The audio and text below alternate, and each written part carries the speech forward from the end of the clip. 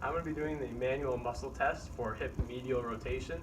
You have your patient seated at the edge of the bed with their hands holding on for support and stabilization, as well as stabilizing the weight of their trunk stabilizes the hips while you're doing this test too.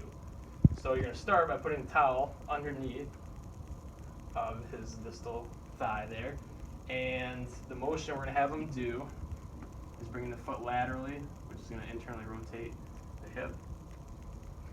While he does that, I'm going to be palpating the tensor fasciae latae and the gluteus medius. The gluteus minimus is also part of the test, but you can't really palpate that. So Jacob, go ahead, and I'm going to have you do that motion that I had you. There you go. Good. So he did that, so now I'm going to go into resistance. So you're going to have him begin at the end range where he was at, applying counter pressure over the anteromedial portion of the distal thigh, and you're going to be pushing into lateral rotation at the distal portion of the leg here.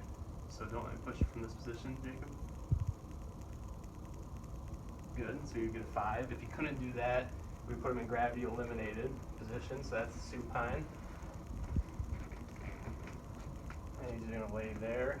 You begin with this in full lateral rotation, and the motion I'm going to have him do is bring that into full medial rotation. So starting here, Jacob, you're going to be stabilizing over the ipsilateral pelvis, and then also palpating the same muscles, TFL and gluteus medius, while he does it. So go ahead, Jacob, and do that motion for me. Good. Go ahead, relax. All right, so common substitutions when he's in gravity-resisted position is side bending his trunk. That's going to make it look like there's more medial rotation, but there's not. You also want to, for clinician errors, could be him on the side of the table when he goes out in lateral rotation of his foot. That's actually internal rotation of the hip, so you get confused if you look at the foot instead of what's occurring at the hip. And a consideration would be you're palpating near his gluteus area, so you want to make sure that you tell him why.